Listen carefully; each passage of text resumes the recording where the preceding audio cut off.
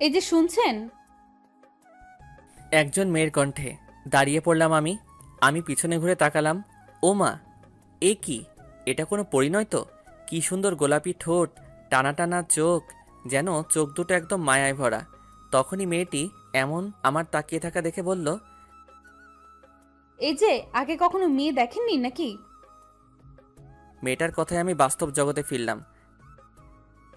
না, মানে আপনার মতো সুন্দরী পরী টুকু মেয়ে আগে দেখিনি তাই। তাই? হুম। আর আপনি আমাকে কেন ডেকেছেন বললেন না তো? এখানে নতুন এসেছি তো তাই। আর আমি তো এখানকার রাস্তাঘাট চিনি না, তাই আপনাকে ডাক দিলাম। ও, তা কোথায় যেতে চাচ্ছিলেন? আসলে এই এলাকার কলেজে ভর্তি হতে যাচ্ছি, কিন্তু আমি তো কলেজে যাওয়ার রাস্তা চিনতে পারছি না। যদি আপনি কলেজটা দেখিয়ে দিতেন। হুম, আমিও কলেজে যাচ্ছি। আচ্ছা, আপনি কোন কলেজে যাবেন? এই কলেজে যাব। আরে, আমিও এই কলেজেই পড়ি। তাহলে চলুন যাওয়া যাক। হুম, আপনি একটু দাঁড়ান, আমি মাকে ডেকে নিয়ে আসি। মেয়েটাকে দেখলাম একটা প্রাইভেট কারের কাছে যেতে। তারপর মেয়েটা প্রাইভেট কারে উঠলো। কিছুক্ষণ পরে প্রাইভেট কারটা আমার সামনে এসে দাঁড়ালো।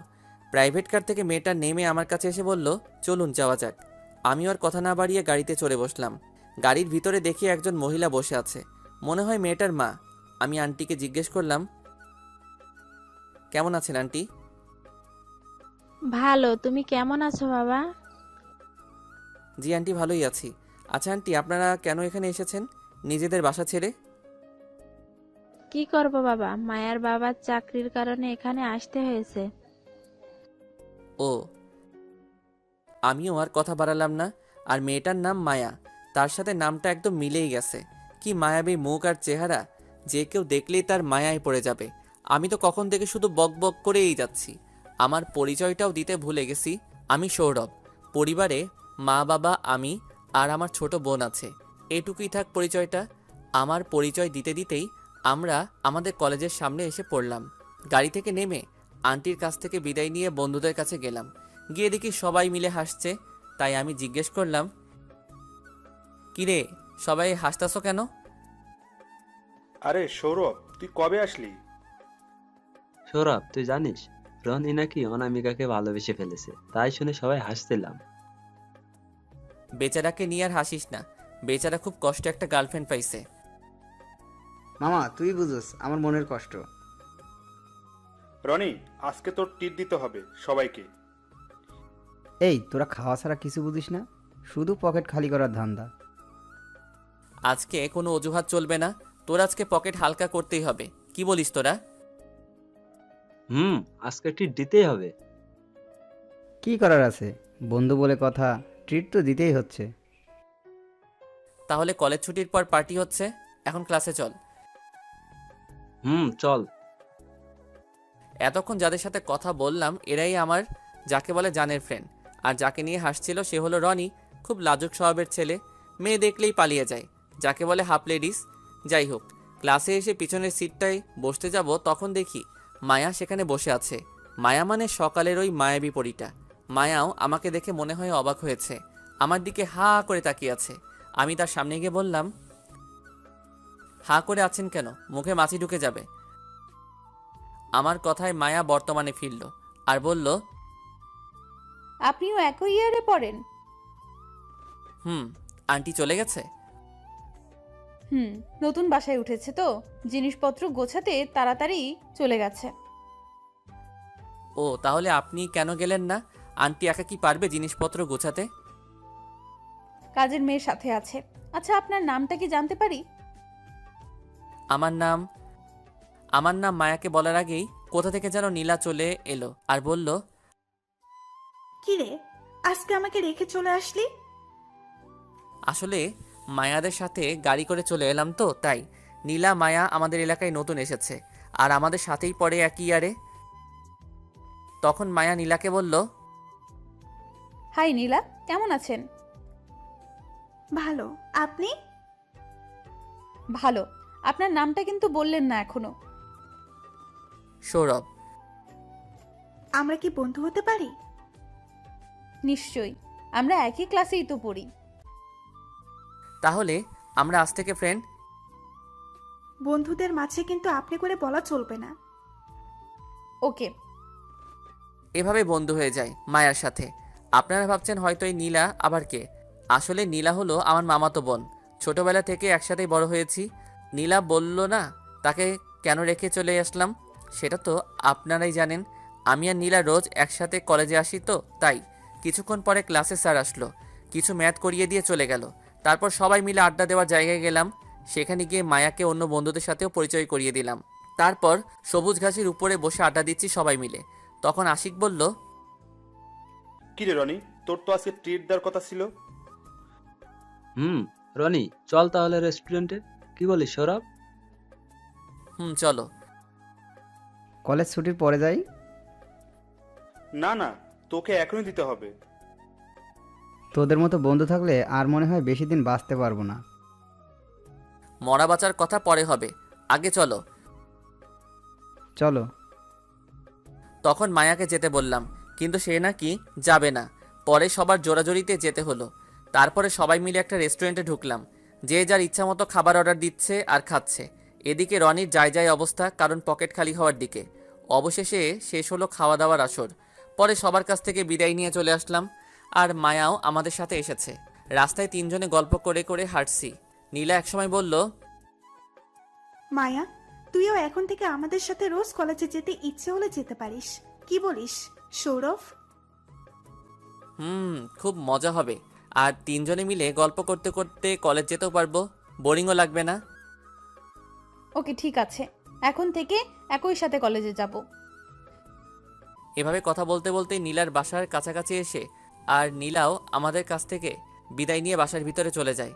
এখন শুধু আমি আর মায়া দুজনের রাস্তা দিয়ে হেঁটে যে যার গন্তব্যে যাচ্ছি, কেউ কোনো কথা বলছি না। হঠাৎ আমার চোখ যায় মায়ার ঠোঁটের তিলটার দিকে। কি সুন্দর গোলাপি ঠোঁট, সাথে ঠোঁটের নিচের তিলটা। চোখ দুটো টানা টানা, একদম মায়াবী লাগছে তার মুখটাকে। কেমন যেন প্রথম দেখায় তার মায়ায় পড়ে যাচ্ছি আমি। হঠাৎ কে যেন আমার হাত ধরে জোরে টান দেয়। বাস্তব জগতে ফিরে আসি, দেখি মায়া আমাকে টান দিয়েছিল। পরে আমি মায়াকে জিজ্ঞেস করলাম, আমাকে কেন টান দিলা? তোকে যদি টান না দিতাম তাহলে এখন তুই হাসপাতালে থাকতি। আমি আবার হসপিটালে কোন দুঃখে থাকতে যাব? আরে বোকা, তোকে যদি টান না দিতাম তাহলে তোকে গাড়ি চাপা দিয়ে দিত। এবার বুঝছস? হুম তোর রাস্তা দিয়ে হাঁটার সময় মন থাকে কোথায়?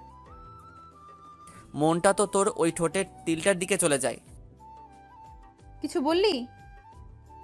না, চলো। হাঁটতে হাঁটতে মায়া একটা বাড়ির সামনে দাঁড়িয়ে পড়ল। আমি তাকে জিজ্ঞেস করলাম, কিরে এখানে দাঁড়িয়ে পড়ছিস কেন? এখানে তো আমরা উঠেছি। ও, ভেতরে চলো, চা খেয়ে যাবে।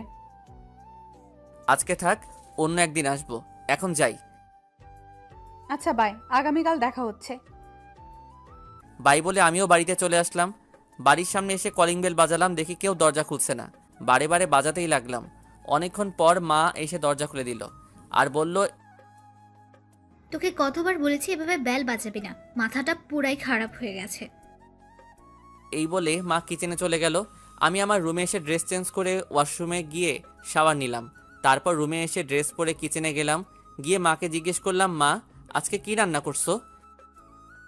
বিরিয়ানি রান্না করছি, এদিকে আয়, আর এই প্লেটগুলো একটু ধুইয়ে দে দেখি।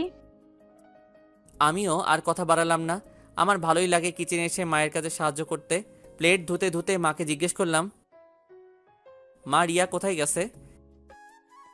রিয়া হচ্ছে আমার আদরের একমাত্র বোন। স্কুল এখনো ছুটি হয়নি, বাবা তুই গিয়ে একটু নিয়ে আসিস ওকে। ঠিক আছে মা। তারপর প্লেটে এক ধোয়া শেষ করে রিয়াকে মানে বোনকে আনতে গেলাম। গিয়ে দেখি রিয়ার স্কুল এখনো ছুটি হয়নি। তাই একটা মুদি দোকানে বসে বসে চা খাচ্ছিলাম। তখন সামনে তাকিয়ে দেখি একজন অন্ধ লোক রাস্তা পার হতে যাচ্ছে, আর অন্য পাশ দিয়ে একটা ট্রাক আসছে। হাতে থাকা চায়ের কাপটা রেখে দৌড়ে গেলাম অন্ধ লোকটার কাছে। তাড়াতাড়ি করে লোকটাকে সাইডে নিয়ে আসলাম। নিয়ে এসে বললাম, আপনি ঠিক আছেন তো আঙ্কেল? হ্যাঁ বাবা, আমি ঠিক আছি, কিন্তু তুমি বাবা কে? আমি এখানকারই ছেলে। আঙ্কেল এই নিন টাকা, এখন আপনি বাড়ি চলে যান। যাই হোক, অন্ধ লোকটার কাছ থেকে বিদায় নিয়ে মুদি দোকানে এসে চায়ের বিলটা দিয়ে রিয়ার স্কুলের কাছে গেলাম। গিয়ে দেখি স্কুল ছুটি হয়ে গিয়েছে। একটু পর দেখি রিয়া, মানে আমার বোনটাও গেট দিয়ে বেরিয়ে এলো। আমি তার কাছে গেলাম। কি রে রিয়া, তোদের স্কুলে এত দেরিতে ছুটি হয়? আর এই নাও ব্যাগটা ধরো। তারপর আমি রিয়ার ব্যাগটা নিয়ে বললাম, রিক্সা দিয়ে যাবি নাকি হেঁটে হেঁটে যাবি? রিক্সা দিয়ে। একটা রিক্সা নিয়ে রিক্সায় রিয়াকে উঠিয়ে দিয়ে আমিও উঠে বসলাম। কিছুক্ষণ পরে আমরা পৌঁছালাম। রিয়াকে রিক্সা থেকে নামিয়ে দিয়ে বললাম, তুই ভিতরে যা, আমি আসছি। রিয়া স্কুল ব্যাগটা নিয়ে বাসার ভিতরে চলে গেল। আমি রিক্সাওয়ালার ভাড়া মিটিয়ে ভিতরে গেলাম। আমি ভিতরে গিয়ে ওয়াশরুমে গিয়ে ফ্রেশ হয়ে নিলাম। ড্রয়িং রুমে বসে বসে টিভি দেখছিলাম। তখন বোন এসে খাওয়ার জন্য ডেকে গেল। খাবার টেবিলে গিয়ে খাবার খেয়ে রুমে এসে একটু গেমস খেলে ঘুমিয়ে গেলাম। ঘুম ভাঙলো সন্ধ্যায়, তাও আবার বোনের ডাকে। উঠে ফ্রেশ হয়ে বাইরে হাঁটার জন্য একটু বের হলাম। রাস্তা দিয়ে হাঁটছি, আহা কি মনোরম পরিবেশ। ঠান্ডা হাওয়া বইছে, কানে ইয়ারফোন গুজে গান শুনতে শুনতে একটা ফুচকার দোকানের সামনে দাঁড়ালাম। ফুচকাওয়ালাকে বললাম, মামা 1 প্লেট ফুচকা দেন, একটু বেশি ঝাল দিয়েন। এই নিন আপনার ফুচকা, টক কি দিব? টক দেওয়া লাগবে না, এভাবেই দেন। তারপরে 1 প্লেট ফুচকা নিয়ে খেতে লাগলাম। খেতে খেতে অনেকটাই খেয়ে ফেলেছি। প্রথমে একটু ঝাল লাগলেও এখন দেখি ভীষণ ঝাল লাগছে। গ্লাসে পানি নিয়ে খেলাম, তাও কাজ হচ্ছে না। চোখটা কেমন ঝাপসা ঝাপসা লাগছে। সামনে তাকিয়ে দেখি কি যেন গোলাপি গোলাপি। আমি আর কিছু না ভেবে মুখের সাথে চেপে ধরলাম। আহা কি মিষ্টি মিষ্টি লাগছে। এইভাবে প্রায় 5 মিনিট থাকার পর একটু ঝাল কমলে ছেড়ে দিলাম। ছেড়ে দিয়ে সামনে তাকিয়ে তো আমি অবাক, কারণ সামনে মায়া দাঁড়িয়ে আছে। আমি কি করলাম? তাড়াতাড়ি ফুচকাওয়ালাকে বিল দিয়ে দিলাম। তারপর দিলাম একটা দৌড়। আমাকে আর পাইকে। মায়া আমাকে দেখে হা করে অবাক হয়ে তাকিয়ে আছে। তখন আমার দৌড় দেখে ফুচকাওয়ালা বলল, আপনার ভাঙটি টাকাটা তো নিয়ে যান। আমি দৌড়াতে দৌড়াতে বললাম, লাগবে না, আপনি রেখে দিন। দৌড়াতে দৌড়াতে বাড়ির সামনে এসে কলিং বেল বাজালাম। মা এসে দরজা খুলে দিল। আমি সোজা আমার রুমে চলে গেলাম। গিয়েই বিছানায় বসে পড়লাম। কিছুক্ষণ পর বোন হাতে গ্লাসের মধ্যে পানি নিয়ে এলো আর এসে জিজ্ঞাসা করলো, কি হয়েছে ভাই? আমি রিয়ার হাত থেকে পানির গ্লাস নিয়ে পানি খেয়ে নিলাম।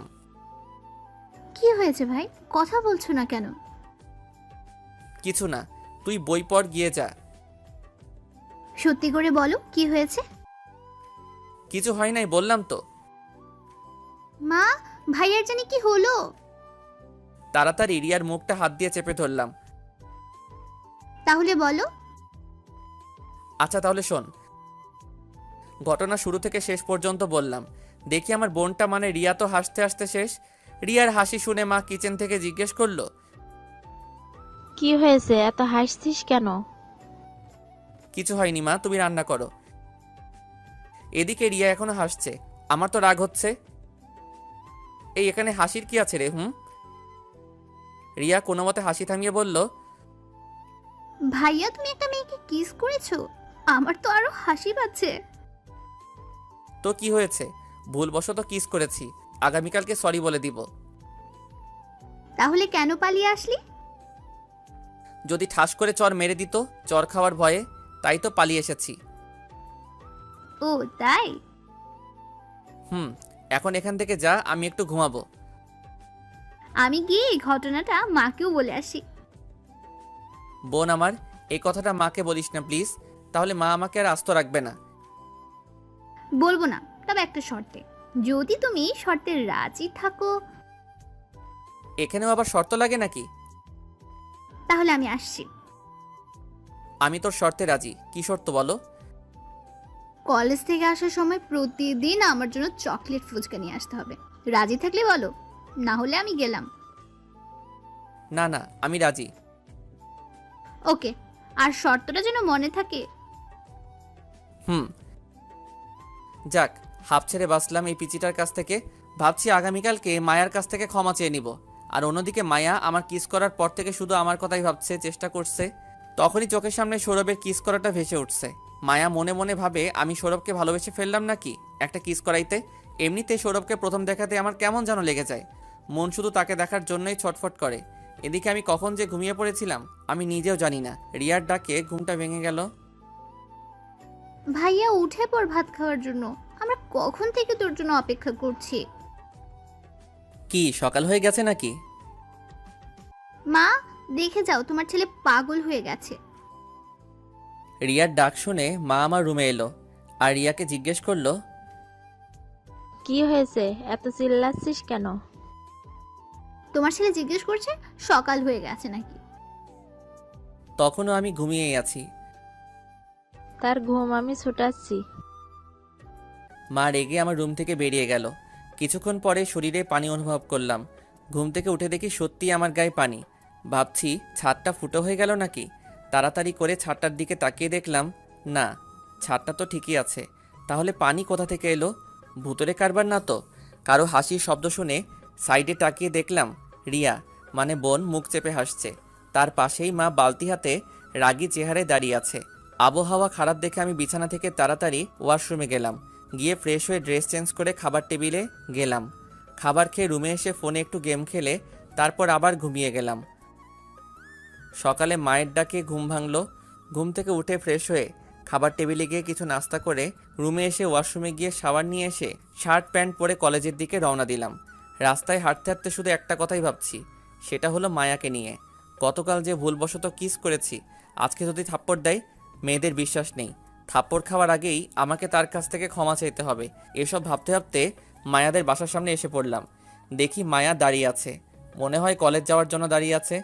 আমি কাছে গেলাম। আমাকে দেখে মায়া বলল, কেমন আছো সৌরভ? আমি তো মায়ার কথা শুনে অবাক, কারণ যাকে গতকাল কিস করলাম আজকে তার আমাকে থাপ্পড় মারা বা গালিগালাজ করার কথা, সেই নাকি উল্টো আমাকে জিজ্ঞেস করছে কেমন আছো। এই তো ভালোই, তুই? ভালো।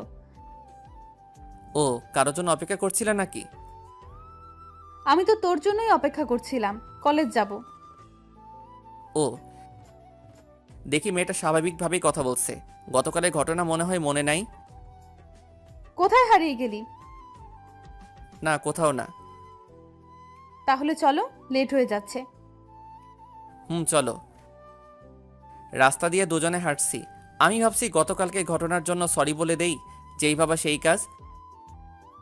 মায়া, গতকালের জন্য সরি। It's okay. আসলে আমি এরকম ঝাল খাইনি তো, তাই সহ্য করতে পারি না বলেই এরকম হলো। আমার তো খুব ভালো লেগেছে কিসটা। কিছু বলছিস? কিছু না, চলো তাড়াতাড়ি পা চালা। কিছুক্ষণ হাঁটার পর আমরা নীলাদের বাসার সামনে এসে পড়লাম। দেখি নীলা আমাদের জন্য অপেক্ষা করছে। আমাদের দেখা মাত্রই নীলা বলল, কেমন আছিস তোরা? ভালোই, এখন তাড়াতাড়ি চল, দেরি হয়ে যাচ্ছে। চল। যখন যাবার জন্য পা বাড়াবো তখন মায়া বলল, কি 3 জন মিলে রিক্সা করা যায়? একটা রিক্সাতে 3 জনের জায়গায় হবে না? তাহলে কি হবে? তোরা বরং একটা রিক্সাতে করে চলে যা, আমি অন্য রিক্সাতে করে আসছি। না না, এসব হবে না, একটা রিক্সাতেই যেতে হবে। তাহলে কিভাবে বসবো? কেন? সৌরভের কোলে আমি বসবো আর তুই সৌরভের পাশে বসবি, বেশ হয়ে গেল। এটা কি করে হয়? না না, এটা সম্ভব না। লোকে দেখলে কি বলবে?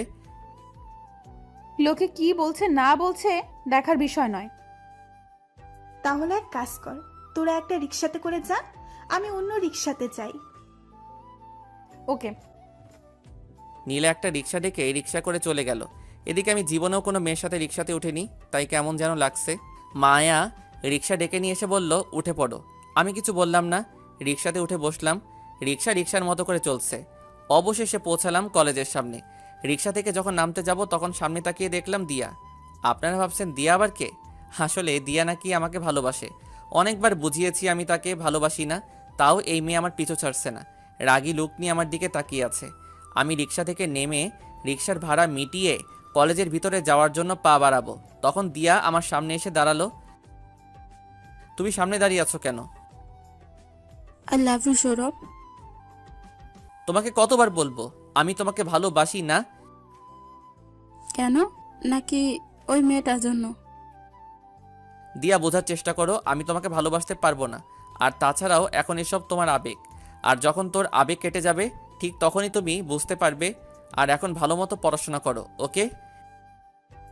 কি নেই আমার মধ্যে যে আমাকে ভালোবাসতে পারবে না? এটা শুধু তোমার আবেগ, বুঝছো? আর কিছু বলার নেই। এটা আমার আবেগ না, সত্যি আমি তোমাকে ভালোবাসি।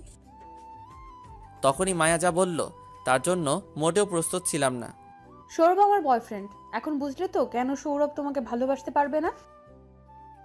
আমি মায়ার কথা শুনে অবাকের পর অবাক হচ্ছি। দুদিনের পরিচয় নাকি আমি তার বয়ফ্রেন্ড হয়ে গেলাম। এদিকে মায়ার কথা শুনে দিয়া কাঁদতে কাঁদতে চলে গেল। দিয়া চলে যাবার পর মায়ার দিকে হা করে তাকালাম। আমার এরকম তাকানো দেখে মায়া বলল,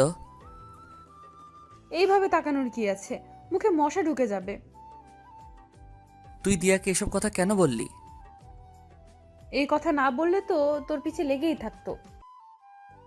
ওহ, হুম, আমি থাকতে তো আর কোনো মেয়ে এখন তোমার কাছে আসতে পারবে না, কারণ এখন শুধু তুমি আমার। চল, দেরি হয়ে যাচ্ছে ক্লাসের জন্য। হ্যাঁ হ্যাঁ, চলো চলো। তারপরে সোজা ক্লাসরুমে চলে গেলাম। ক্লাসে গিয়ে দেখলাম সবাই এসে পড়েছে। আমি পিছনের বেঞ্চে গিয়ে বসলাম নীলার সাথে। প্রতিদিনের ব্যাপার আর কি। কিছুক্ষণ পর মায়াও এসে আমাদের সাথে বসলো। তখন নীলা জিজ্ঞাসা করলো, তোদের আসতে এত দেরি হলো কেন? আসলে রিক্সা থেকে একটা ভেজাল বাজলো, তাই দেরি হয়ে গেছে। কি ফেচাল? ওই যে দিয়া আছে না, ওই মেয়েটার জন্য। ও, এই তোরা চুপ কর, স্যার আসছে। তারপরে সবাই চুপ করে থাকলাম। স্যার আসলো আর ক্লাস করিয়ে চলে গেল। ক্লাস শেষ করে বন্ধুদের আড্ডাখানায় গেলাম। দেখি সবাই বসে আছে আর এক একজন তো মনের সুখে বেনসন টানছে। আমি গিয়ে তাদের জিজ্ঞাসা করলাম, কেমন আছিস রে তোরা? ভালোই, তুই? ভালো। রনিকে দেখতে পাচ্ছি না, কোথায় গেছে? নাকি আজ কলেজে আসেনি? আরে মামা, রনি তো এখন তার অনামিকার সাথেই থাকে। তাছাড়া এখন তার সময় কোথায়? সারাক্ষণ তো অনামিকার সাথেই থাকে। শালা তো জিএফ পাইয়া বন্ধুদের ভুলে গেছে। হুম। তোর অবস্থা কি আসিফ? নীলারে বলছো তোর মনের কথাটা? আসিফ নাকি নীলাকে ভালোবাসে, কিন্তু এখন এই কথা নীলাকে বলেনি। না, এখনই বলছি না, সময় হলেই বলবো।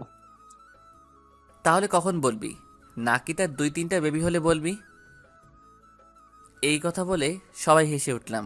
আমাদের হাসি থামিয়ে দিয়ে আসিফ বলল, থাম তোরা, কালকের মধ্যেই আমি নীলাকে আমার ভালোবাসার কথা বলবো। এই আসিফ মনে হয় খেপে গেছে। এই বলে আবার হাসছি। বিজয় কোনো রকমে হাসি থামিয়ে বলল, তাহলে আজকে পার্টি হয়ে যাক। চল, তোদের জন্য আজকে রাতে পার্টি দিব, কিন্তু আমার একটা শর্ত আছে। কি শর্ত বল? শর্ত হলো আমার মনের কথা নীলাকে বলে দিতে হবে। আমরা রাজি আছি। কি বলিস তোরা? হ্যাঁ। তাহলে সব ফ্রেন্ডকে বলে দেই আজকে রাতে পার্টি হবে, সাথে নীলাকেও জানিয়ে দেই। কি বলিস আসিফ? তোদের ইচ্ছা। তারপরে আমি নীলাকে ফোন দিলাম। অন্যদিকে নীলা আর মায়া বসে গল্প করছিল। তখন মায়া নীলাকে জিজ্ঞেস করলো, নীলা, সৌরভকে তোর কেমন লাগে? ভালোই লাগে। কেন?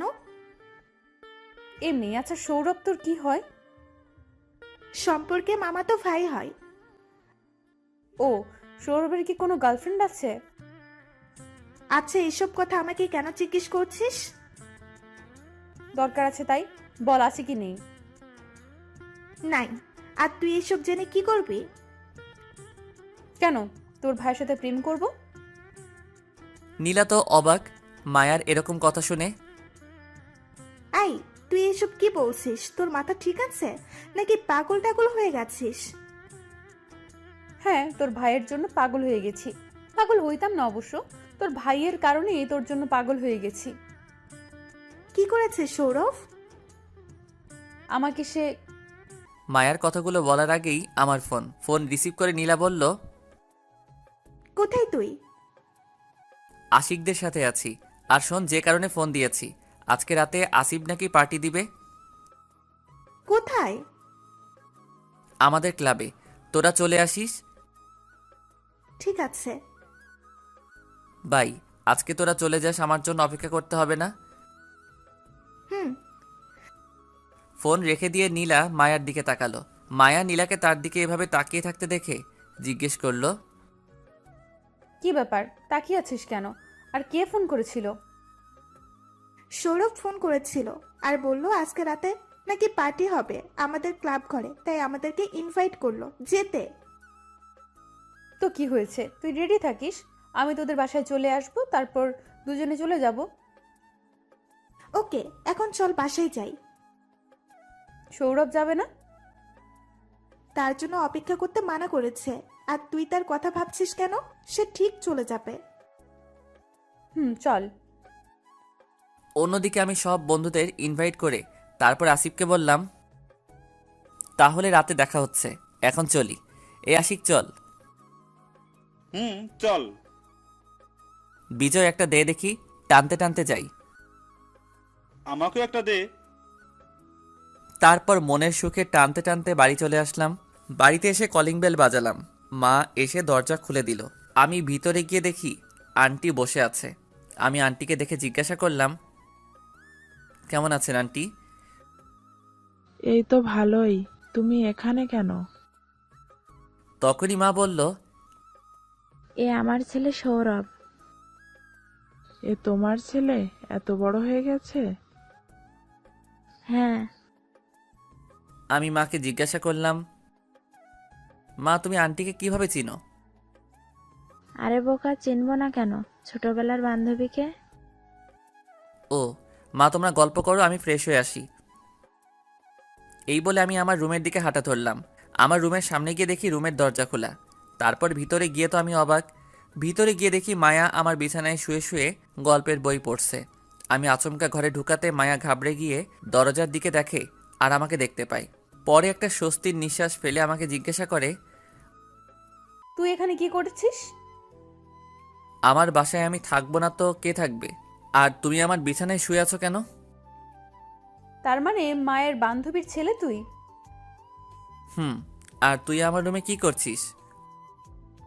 কিছু না, ওই একটু তোর গল্পের বইগুলো শুয়ে শুয়ে পড়ছিলাম। ও তা কখন আসলি তোরা আমাদের বাসায়? এই তো একটু আগে। তোর রুমটা তো খুব সুন্দর করে গুছিয়ে রেখেছিস দেখছি।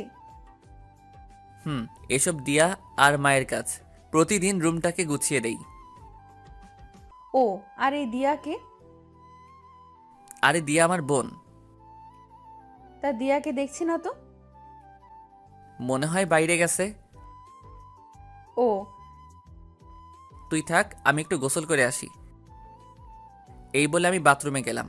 শাওয়ার নিয়ে যখন কাপড় চেঞ্জ করব তখন মনে পড়ল আমি তো বাথরুমে আসার সময় কোনো কাপড় নিয়ে আসিনি। এখন কি হবে? কোনো উপায় না পেয়ে মায়াকে ডাক দিলাম। মনে হয় রুমেই আসিল, তাই আমার ডাকে সাড়া দিল আর জিজ্ঞাসা করলো, কি হয়েছে, ডাকছিস কেন?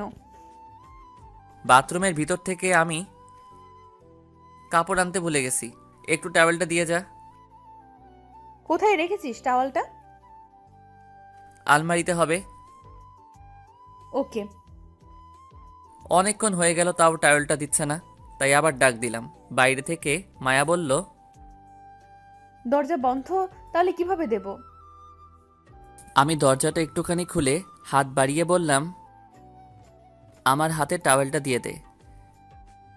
দেব, তবে একটা শাস্তি তোকে পেতে হবে। কিসের শাস্তি? আর আমি তো কোনো চুরি ডাকাতি করেছি নাকি যে শাস্তি পেতে হবে? কি জন্য শাস্তি মানে? সেদিন আমাকে কিস করার শাস্তি। তার জন্য তো আমি তোর কাছে ক্ষমা চাইছি, তাহলে আবার শাস্তি কেন? আমার ইচ্ছা। ঠিক আছে, যা শাস্তি দিবি মেনে নেব। এখন দয়া করে টাওয়েলটা দে। এই কথা বলাতে মায়া আমার হাতে টাওয়েলটা দিয়ে বলল, টাওয়েলটা নিয়ে মাথা শরীরের পানি মুছে টাওয়েলটা কোমরে পেঁচিয়ে বের হলাম। বের হয়ে দেখি মায়া রুমে নেই, তাই তাড়াতাড়ি রুমের দরজা বন্ধ করে আলমারি থেকে শার্ট প্যান্ট বের করে পরে নিলাম। তারপর একটু চিরুনি দিয়ে চুল আঁচড়াচ্ছি, তখন দরজায় টোকা দিল। আমি জিজ্ঞেস করলাম, কে?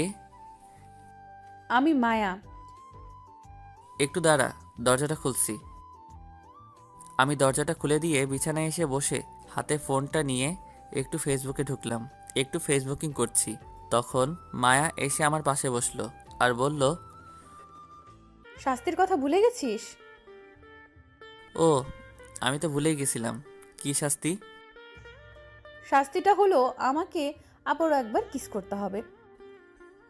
এসব কি বলছিস? আর দরজা বন্ধ করলি কেন?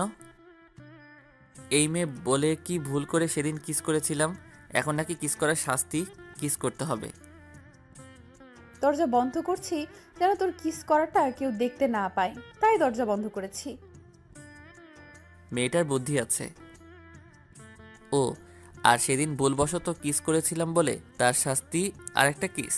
অন্য কোনো শাস্তিতে আমি তোকে কিস করতে পারবো না। না পারলে কিছু করার নেই। আমি আন্টিকে মানে আমার মাকে গিয়ে বলছি তুই আমাকে সেদিন কিস করেছিস। কথাটা বলেই মায়া দরজার দিকে যাচ্ছিল। আমি তার হাতটা ধরে বললাম, আমি রাজি আছি, তবু মাকে কিছু বলিস না। আমার কথা শুনে মায়া দাঁড়িয়ে পড়ল, তারপর আমার কাছে এসে বসে বলল, তাহলে এখন কিস করো। আমার লজ্জা লাগে। কথা বলার আগেই মায়া তার হাত দিয়ে মাথাটা টান দিয়ে নিয়ে আমার ঠোঁটজোড়া তার দখলে নিয়ে নিল, আর এমন কিস করছে যেন অনেক দিন ধরে খেতে পাইনি। এদিকে আমারও অবস্থা খারাপ তার এরকম কিস করাতে, তাই আমি তার কিসের রেসপন্স দিতে লাগলাম। এভাবে কতক্ষণ ছিলাম জানি না। আমার তো ঠোঁট ফেটে যাওয়ার মতো অবস্থা, তবুও ছাড়ার নামই নেই। তাই বাধ্য হয়ে আমি মায়ার থেকে নিজেকে ছাড়িয়ে নিলাম আর দুজনে হাঁপাতে থাকলাম। আমি উঠে সোজা ওয়াশরুমে গেলাম, মুখটা ধুয়ে তারপর বের হলাম। বের হয়ে দেখি মায়া তার চুল ঠিক করছে। আমি বললাম, এভাবে কেউ কিস করে? আর একটু হলেই তো দম বন্ধ হয়ে মারা যেতাম। মরার কথা শুনে মায়া আমাকে একটা টান দিয়ে বিছানায় ফেলে দিয়ে আমার উপরে চড়ে বসে বলল, একদম মরার কথা বলবে না, বুঝেছিস? আমি মায়ার এরকম আচরণ দেখে অবাকের পর অবাক হচ্ছি। কি হচ্ছে আমার সাথে এসব? তুই এরকম করছিস কেন? তুই কি পাগল হয়ে গেছিস? কেন তুই বুঝিস না কেন আমি এরকম করি? না, কেন এরকম করছিস? কারণ আমি তোকে ভালোবেসে ফেলেছি। এই বলে লজ্জায় আমার বুকে মুখ লুকালো। আমি তাকে বুক থেকে উঠিয়ে বললাম, আমার বিশ্বাস হচ্ছে না। আর কবে থেকে তুই আমাকে ভালোবাসিস? সেই প্রথম দেখার থেকেই তোমাকে আমার মনে ধরেছে। আর সেদিন তুমি ওই ফুচকার দোকানে কিস করেছিলে, সেই কিসের জন্য আমি রাতে ঘুমাতে পারিনি। চোখ দুটো বন্ধ করলেই তোমার ওই কিসটা ভেসে উঠতো। জানি না, মন শুধু তোমাকেই খুঁজে সারাক্ষণ। আমি সত্যি তোমাকে ভালোবেসে ফেলেছি সৌরভ, আমাকে ফিরিয়ে দিও না।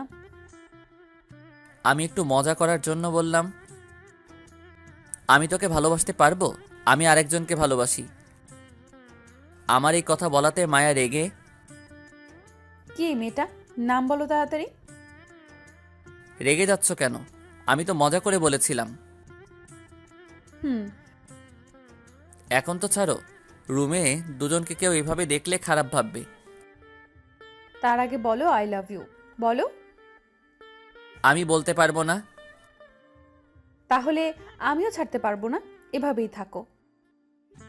তাহলে শোনো, বলো।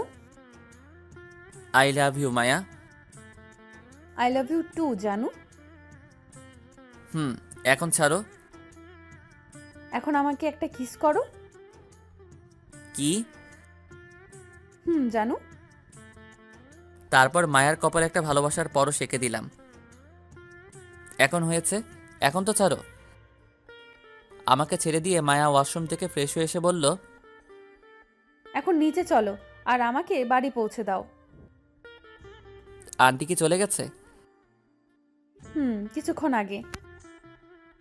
তারপর আর কি করার, নিচে গিয়ে বাইকটা বের করে মায়াকে বাসায় পৌঁছে দিলাম। পৌঁছে দিয়ে আসতে যাব, তখন মায়া বলল, বাই জানু। বাই। আর রাতে রেডি হয়ে থেকো, একসাথে পার্টিতে যাব, কেমন? ওকে জানু। তারপর আমি বাসায় চলে এলাম। বাসায় এসে রুমে গিয়ে একটু শুয়ে শুয়ে ভাবছি, আজকে কি থেকে কি হয়ে গেল। এসব ভাবতে ভাবতে কখন যে ঘুমিয়ে গেলাম নিজেই জানি না। ঘুম ভাঙলো সন্ধ্যায়। ঘুম থেকে উঠে ফ্রেশ হয়ে বাইক নিয়ে মায়ার বাসায় যাচ্ছি। মায়ার বাসার সামনে গিয়ে বাইকটা দাঁড় করিয়ে দরজার সামনে গিয়ে কলিং বেল বাজালাম। কিছুক্ষণ পর আন্টি এসে দরজা খুলে দিল আর আমাকে দেখে জিজ্ঞেস করলো, কি ব্যাপার সৌরভ, এই সময় তুমি এখানে? আসলে আন্টি আজকে আমাদের কলেজের বন্ধুরা মিলে একটা পার্টি দিয়েছে, তাই মায়াকে নিতে এসেছি। ও ভিতরে এসো। আমি ভিতরে গিয়ে আন্টিকে জিজ্ঞেস করলাম, আন্টি মায়া কি বাসায় আছে? হ্যাঁ, মায়া তার রুমেই আছে। আন্টি মায়ের রুমটা কোন দিকে? ওই যে ওইদিকে। আমি সিঁড়ি বেয়ে উঠে মায়ার রুমে গেলাম।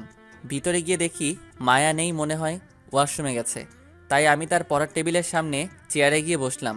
বসে বসে ফেসবুকিং করছিলাম। কিছুক্ষণ পর দরজা খোলার শব্দ শুনলাম। সামনে তাকিয়ে দেখি মায়া ওয়াশরুম থেকে বের হচ্ছে, শুধু একটা টাওয়েল শরীরে জড়িয়ে চুলের পানি মুছতে মুছতে। আমি যে তার রুমে আছি সেটা মনে হয় খেয়াল করেনি। যখন সামনে তাকিয়ে আমাকে দেখলো তখন জোরে একটা চিৎকার দিল। আমি তাড়াতাড়ি গিয়ে মায়ের মুখটা চেপে ধরলাম। মায়ের চিৎকার শুনে আন্টি নিচ থেকে জিজ্ঞেস করছে, কি হয়েছে, চিৎকার করছিস কেন? মায়ার মুখটা এখনো চেপে ধরে আছি। পরে মায়া মুখ থেকে আমার হাতটা সরিয়ে বলল, কিছু হয়নি মা। এভাবে কেউ চিৎকার করে? ওহ, আমি ভয় পেয়ে গেছিলাম। তুমি আমার রুমে কি করছো আর কখন আসছো? এই তো একটু আগে এসেছি, তুমি রুমে ছিলে না, তাই বসে ফেসবুকিং করছিলাম। ও, এসব এখনো কি পড়ে আছো? যাও গিয়ে পাল্টে এসো। কেন ভালো লাগে না বুঝি?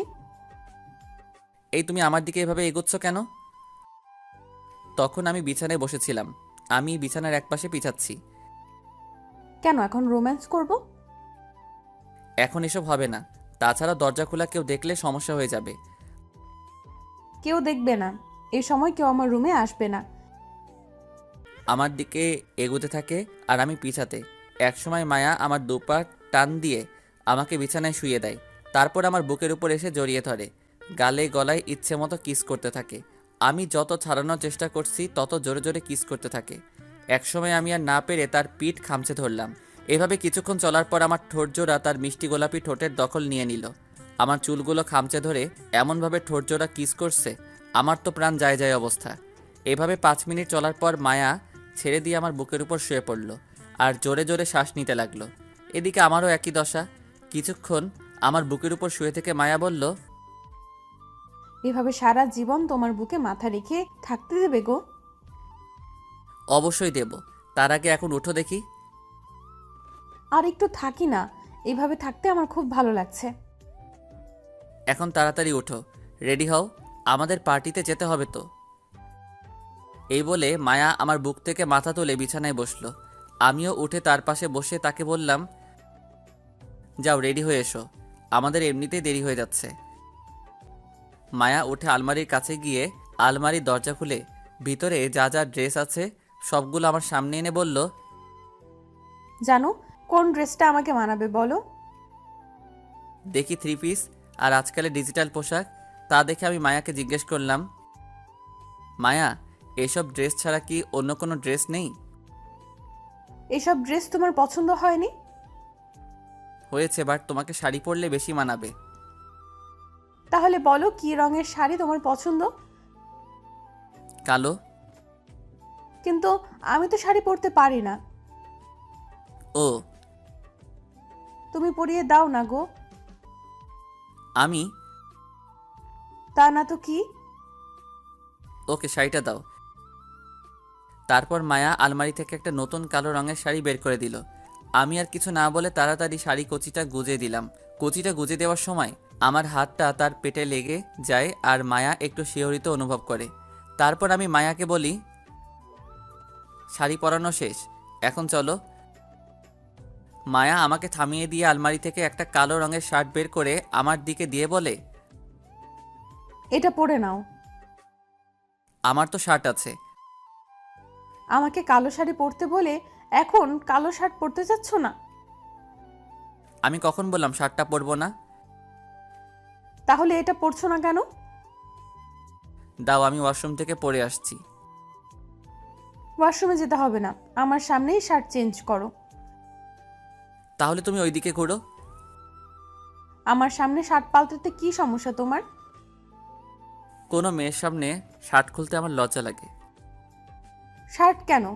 বিয়ে করলে তো সবই খুলতে হবে। কিছু বললে? কিছু না। তারপরে শার্ট চেঞ্জ করে মায়াকে ঘুরতে বললাম।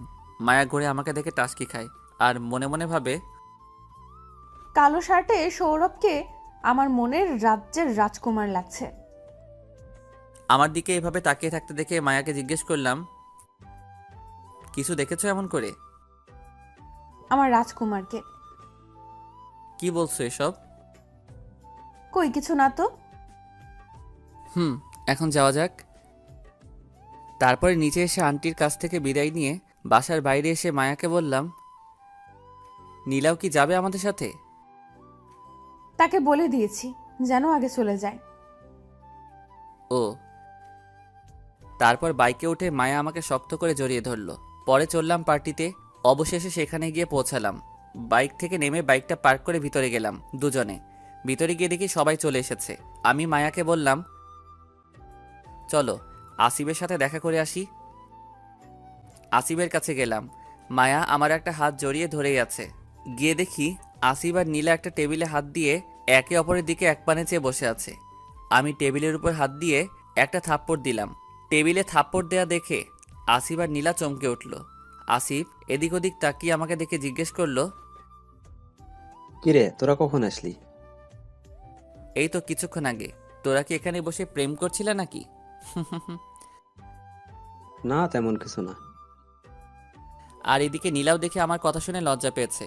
তাই আমি আসিফের কানে কানে বললাম, মামা আজকে সুযোগ নীলাকে প্রপোজ করার। এখানে? এখানে নয়তো বাড়িতে। চেষ্টা করে দেখবো। এই কানে কি ফিসফিস করছিস? মায়ার কথা শুনে নীলা সামনের দিকে তাকিয়ে মায়াকে দেখে অবাক হয়ে জিজ্ঞেস করলো, কি মায়া, তুই না বলছিলে আসবি না? আমি তো আসবো না বলিনি, বলেছি তোর সাথে আসতে পারবো না। আমার সাথে আসলে কি হতো? বয়ফ্রেন্ডের সাথে এসেছি, তাই তোর আসতে পারলাম না। সরি রে।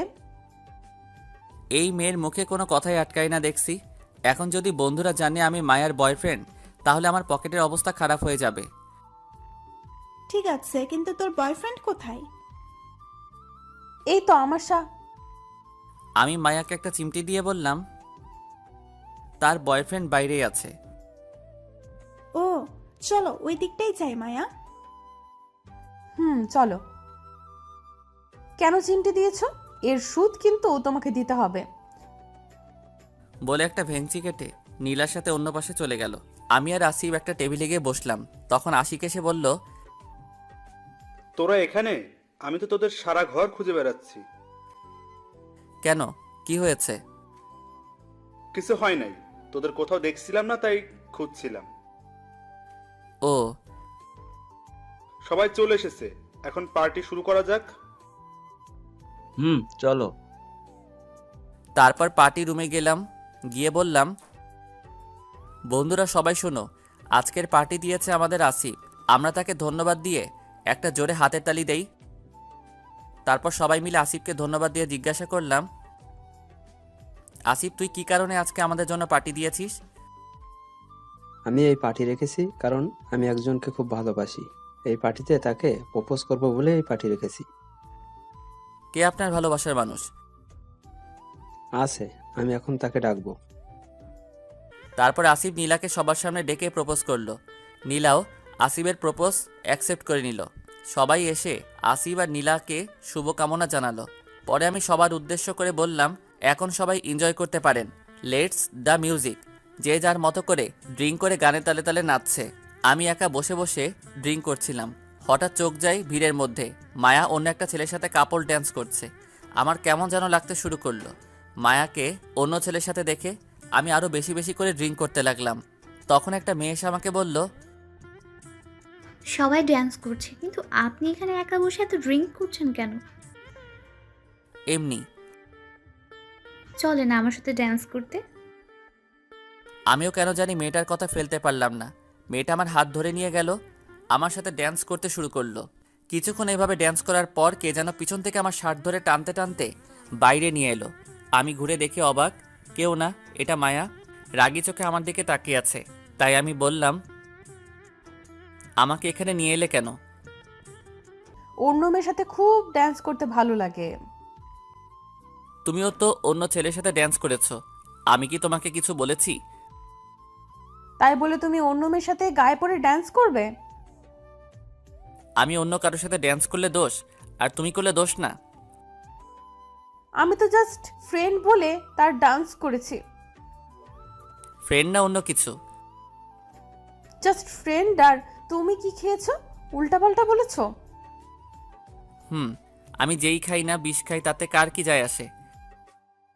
আমার যায় আসে। আর তুমি আমাকে বিশ্বাস করছো না কেন? আমি তো শুধু তোমাকেই ভালোবাসি, আর কাউকে না। কিভাবে বিশ্বাস করব? যে করেই হোক। তাহলে আমার নাম তোমার হাতে লিখতে পারবে? পারবো।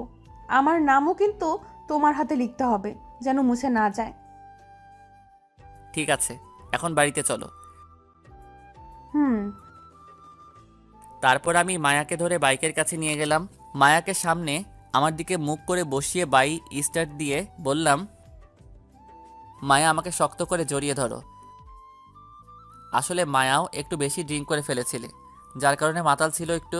মায়া আমাকে শক্ত করে জড়িয়ে ধরলো। আমি কোনো মতে বাইক চালিয়ে মায়ার বাসায় পৌঁছালাম। বাইক থেকে নেমে মায়াকেও নামিয়ে বললাম, মায়া, তোমার বাসায় পৌঁছে গিয়েছি। এই বলে আমি তার হাত ধরে হাঁটিয়ে নিয়ে যাব, তখন মায়া বলল, আমি হাঁটতে পারবো না। কেন? আমি জানি না। তুমি আমাকে কোলে করে নিয়ে চলো। আমিও আর কিছু বললাম না, আর বললেও কোনো লাভ হবে না। তাই বাধ্য ছেলের মতো মায়াকে কোলে তুলে নিয়ে দরজার সামনে গিয়ে কলিং বেল বাজালাম। দেখি মায়া তার হাত দিয়ে গলা জড়িয়ে ধরে আমার মুখের দিকে তাকিয়ে আছে। আমি কিছু বুঝলাম না। কিছুক্ষণ পর আন্টি এসে দরজা খুলে বলল, কি হয়েছে মায়ার? কিছু হয়নি, একটু ড্রিঙ্ক করেছিল, তাই একটু তার মাথা ধরেছে। ও, তাকে রুমে নিয়ে গিয়ে শুয়ে দাও। Okay aunty. কিছু করার নেই, এই আটা বস্তার মতো মেয়েকে কোলে করে নিয়ে সিঁড়ি দিয়ে উঠতে হবে। তারপর মায়াকে তার রুমে নিয়ে গিয়ে তাকে বিছানায় শুয়ে আসতে যাব, তখন মায়া আমার হাত ধরে টান দেয়। আমি তাল সামলাতে না পেরে মায়ার উপরে পড়ে যাই। আমি উঠতে যাব, মায়া আমাকে জড়িয়ে ধরে ফেলে। আমি ছাড়াতে চেষ্টা করছি, কিন্তু কোনো মতেই নিজেকে ছাড়াতে পারছি না। তখন হঠাৎ চোখ যায় দরজার দিকে। দেখি আন্টি, মানে মায়ার মা দাঁড়িয়ে আছে। আমি ভয় পেয়ে গেলাম, কারণ একদিকে মায়া আমাকে আরও জোরে জড়িয়ে ধরছে আর বলছে, জানো তুমি এমন করছো কেন? একটু কিস করতে দাও না গো। অন্যদিকে আন্টি, কি করি এখন? উপায় না পেয়ে মায়ের ঠোঁটে আমার ঠোঁট লাগিয়ে দিলাম। আন্টি আগে চলে গেল কিছু না বলে, হয়তো বুঝতে পারছে কিছু একটা। আর এদিকে তাকে কিস করছি দেখে সুযোগ বুঝে জড়িয়ে ধরে আমাকে ঘুরিয়ে আমার উপর মায়া, আর আমি নিচে। তবু কিস করা থামছেই না, চলতেই আছে। একসময় মায়া আমার শার্টের বোতাম খোলা শুরু করে দিয়েছে। তারপর মায়া পাগলের মতো আমার মুখে, কানে, গলায়, বুকে কিস করা শুরু করে দিয়েছে। আমিও সইতে না পেরে তার চুল, পিঠ খামচে ধরছি। তারপরে কি হয়েছে আমি নিজেও জানি না। সকালে ঘুম ভাঙলো বুকে ভারী কিছুর অনুভবে। চোখ খুলে দেখি মায়া আমার উপরে আমাকে জড়িয়ে ধরে ঘুমাচ্ছে। একদম বাচ্চা বাচ্চা লাগছে। তার কপালে চুলগুলো সরিয়ে তার কপালে একটা চুম্মা দিলাম। আমার চুমু দেওয়াতে মায়ার ঘুমটা ভেঙে যায়। তখন আমি বলি, এভাবে শুয়ে থাকবে নাকি উঠবে? আর একটু শুয়ে থাকি। আমাকে বাড়িতে যেতে হবে তো। আর তাছাড়াও তোমার মা কি ভাববে বলো তো? যা হয়েছে নিশ্চয়ই খারাপ কিছু ভেবে নিয়েছে। যে যাই ভাবুক, তাতে কিছু আসে যায় না। তুমি শুয়ে থাকো। তুমি কেন বুঝছো না? 8টা বেজে গেছে, তাড়াতাড়ি ওঠো। আমার কিছু বুঝতে হবে না। আর 8টা 9টা বাজুক, তুমি চুপচাপ শুয়ে থাকো। আর বেশি কথা বললে ভালো হবে না। তুমি শুয়ে থাকো, আমি যাচ্ছি। তাকে ছাড়িয়ে যখন গা থেকে চাদরটা সরাই, দেখি আমার শরীরে কিছু নেই। আমি তখন তাড়াতাড়ি করে চাদরটা যেই টান দিয়েছি, দেখি মায়ার শরীরেও নেই। কি লজ্জা, কি লজ্জা! আমি চোখ বন্ধ করে চাদরটা তার দিকে দিয়ে বললাম, নাও চাদরটা গায়ে দাও। চাদরটা না নিয়ে উল্টো আমাকে টান দিল। আমি আবার বিছানায় গিয়ে পড়লাম। আমি বিছানায় গিয়ে পড়তেই মায়া আমাকে আবার জড়িয়ে ধরল। এক হাত দিয়ে চাদরটা আবার গায়ে জড়িয়ে দিল। আমি এখনো চোখ বন্ধ করে আছি। তা দেখে মায়া বলল, কি ব্যাপার, চোখ বন্ধ করে আছো কেন? আমার শার্ট প্যান্ট কোথায়? আর তোমার শরীরে কিছু নেই কেন? কেন, শার্ট প্যান্ট দিয়ে তুমি কি করবে? আমার শার্ট প্যান্ট কোথায় আগে বলো। আর তুমি এত নির্লজ্জ মেয়ে আগে জানতাম না। আছে, আর এখানে নির্লজ্জের কি আছে? আমি আর তুমিই তো আছি, কেউ নেই তো। তুমি এমন করছো কেন? আর বলো, আমার প্যান্ট কোথায়? চোখ বন্ধ করে দেখাতে পারছি না। তোমাকে কে চোখ বন্ধ করে থাকতে বলেছে? চোখ খুলো। আমি আর চোখ বন্ধ করে না থাকতে পেরে চোখ খুললাম আর বললাম, আমার শার্ট প্যান্ট কোথায়? আর আমার সাথে কি করেছো? সবাই যা করে। তুমি তো দেখছি বিয়ের আগেই আমার সব কিছু নিয়ে নিলে, এখন তো ছাড়ো। বিয়ের পরও হবে, তার আগে এখন আর একবার হয়ে যাক। এখন আর এসব হবে না। বলার আগেই মায়া তার গোলাপি ঠোঁট আমার ঠোঁটে মিশিয়ে দিল আর জোরে জোরে তার ঠোঁট আমার ঠোঁটে চেপে এলোপাতাড়ি কিস করতে লাগলো। আমি কিছু করতে না পেরে তার কিসের রেসপন্স দিতে লাগলাম। এভাবে প্রায় 15-20 মিনিট চলার পর মায়া ছেড়ে আমার বুকে মাথা রেখে জোরে জোরে হাঁপাতে লাগলো আর তার হাঁপানোর গরম শ্বাস আমার বুকে এসে লাগলো। আমি তাকে জড়িয়ে ধরে বললাম, এখন তো হয়েছে, এখন ছাড়ো। আর একটু শুয়ে থাকি না? অনেক হয়েছে। যাও, তুমি আগে ওয়াশরুম থেকে ফ্রেশ হয়ে এসো। আমি তাড়াতাড়ি উঠে মেঝেতে পড়ে থাকা শার্ট প্যান্টটা তুলে ওয়াশরুমে চলে গেলাম। আমার কাণ্ড দেখে মায়া মুখ চেপে হাসছে। তাড়াতাড়ি করে ওয়াশরুম থেকে ফ্রেশ হয়ে শার্ট প্যান্ট পরে বের হলাম। বের হয়ে এসে মায়াকে বললাম, যাও গিয়ে ফ্রেশ হয়ে আসো। হুম। এই বলে চাদরটা সরিয়ে উঠতে যাবে, তখন আমি বললাম, এই তুমি একদম চাদরটা সরাবে না। কেন? বলতে পারবো না। তুমি চাদরটা গায়ে পেঁচিয়ে উঠে ওয়াশরুমে যাও। আমি তো এভাবেই যেতে পারবো। তাহলে তুমি এইভাবে থাকো, আমি চললাম। এই, তুমি যাবে না? আমি উঠছি তো। মায়া চাদরটা গায়ে পেঁচিয়ে উঠে ওয়াশরুমে চলে গেল। তারপর আমি বাইরে না গিয়ে বিছানায় গিয়ে বসে পড়লাম। কিছুক্ষণ পর মায়া ওয়াশরুম থেকে ফ্রেশ হয়ে আর ড্রেস চেঞ্জ করে বের করলো। তখন আমি বললাম, তাহলে এখন আমি যাই, বাড়িতে মা বাবা বোনরা চিন্তা করবে। যেতে পারো, তবে আমাকেও সাথে নিতে হবে। তোমাকে সাথে নিয়ে গেলে মা বাবা কি মনে করবে বলো তো? আসলে মাকে আমি অনেক ভয় পাই।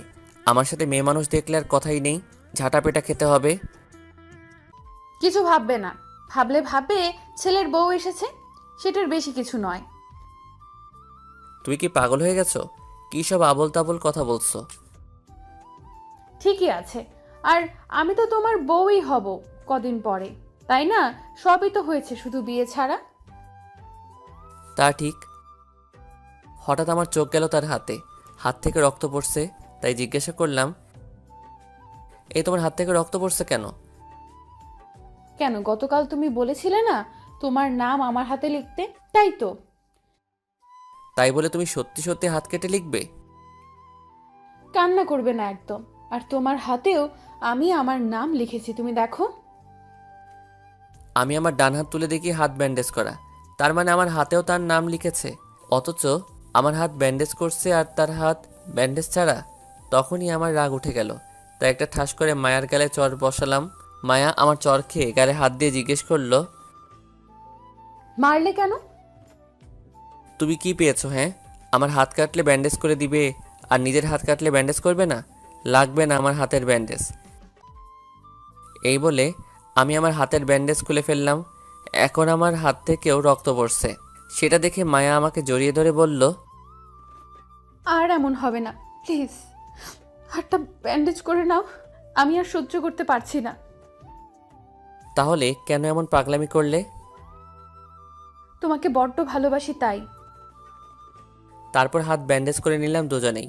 আমি মায়াকে জিজ্ঞেস করলাম, কি খুব বেশি লেগেছে? হুম। রাগের বশে মেরে ফেলেছি, আমাকে ক্ষমা করে দাও।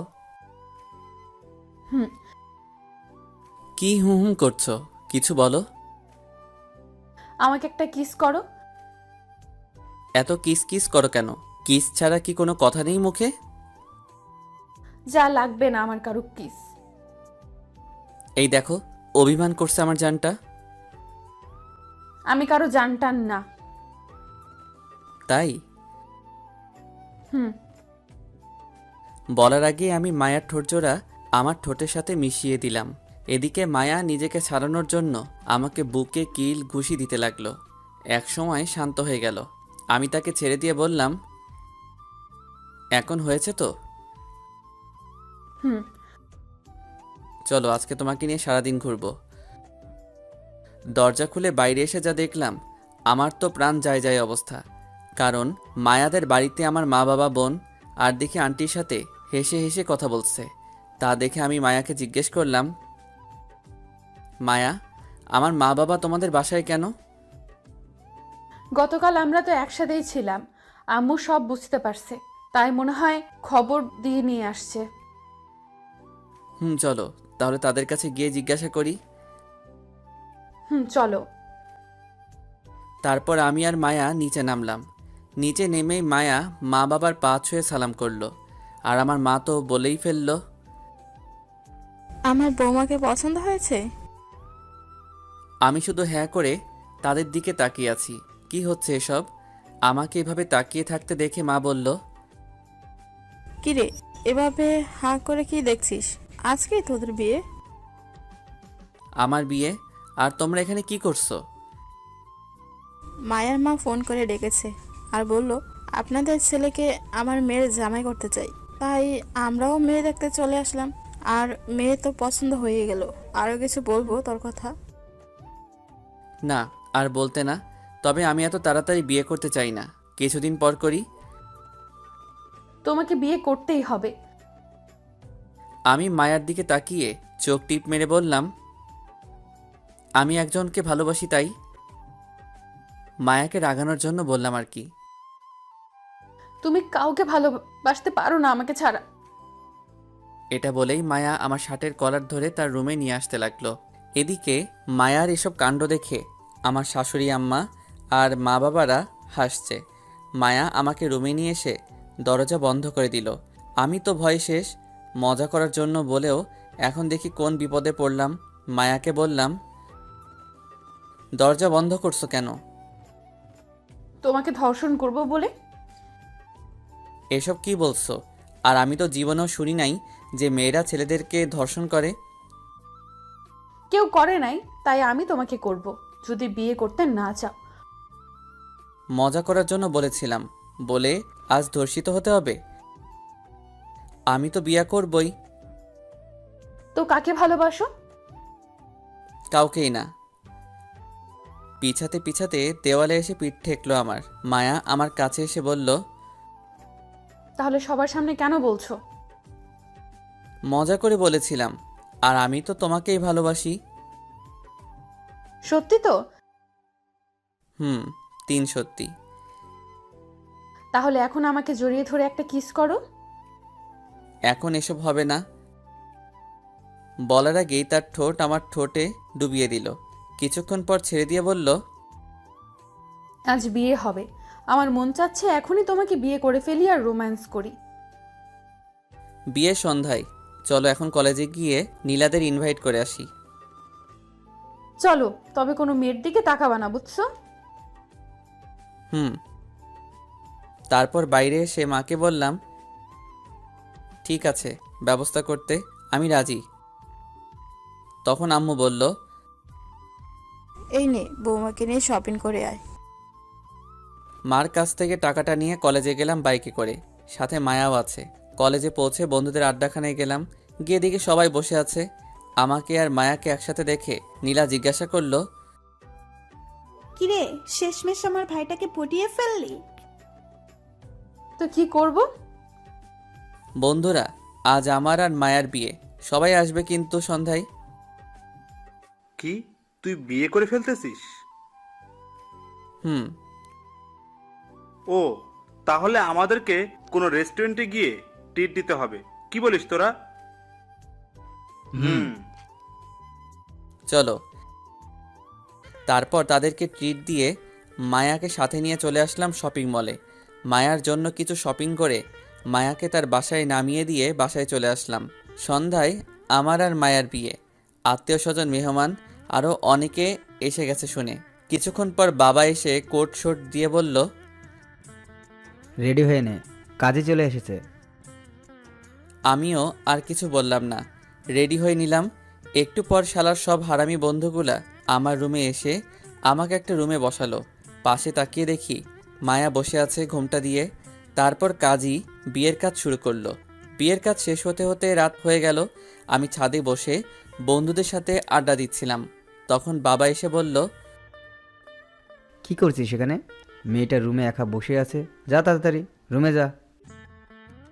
যাচ্ছি। তারপর আমি গুটি গুটি পায়ে রুমের দরজা খুলে ভিতরে গিয়ে দরজা বন্ধ করে দিলাম। বিছানায় তাকিয়ে দেখি বিছানাটা সুন্দর করে সাজিয়েছে নানান ফুল দিয়ে, আর বিছানায় বসে আছে এক সুন্দরী। আমি বিছানার কাছে গিয়েই বিছানায় বসে ঘোমটাটা তুলে বললাম, বাহ, আজ খুব সুন্দরী লাগছে আমার মেয়েকে, থুক্কু বউকে। আগে সুন্দর ছিলাম না বুঝি? ছিলে, তবে আজকে একটু বেশি সুন্দরী লাগছে। তাই? গো। এই শুনুন না, আমার একটা কথা রাখবে? বলো। আমার না 2টা কিউট বেবি লাগবে। তাই? তাহলে বেবি আনার কাজটা শুরু করি। যা, এভাবে বলছো, আমার লজ্জা লাগে না বুঝি? কিসের লজ্জা? এখানে তো তুমি আর আমি ছাড়া কেউ নেই। ওই যে তোমার পাঠক ভাইয়েরা। ও, তাদের জন্য লজ্জা পাচ্ছ? এই পাঠক ভাইরা এখন চলে যান, আমার বউ লজ্জা পাচ্ছে। আপনারাও বিয়ে করে নিয়েন, কেমন? এই পাঠকটা চলে গেছে, এখন শুরু করি। আগে লাইটটা অফ করো। তারপর লাইটটা অফ করে এক ভালোবাসায় ডুবে গেলাম আমরা। প্রিয় পাঠক ভাইরা দোয়া করবেন আমরা যেন সুখে শান্তিতে জীবনযাপন করতে পারি।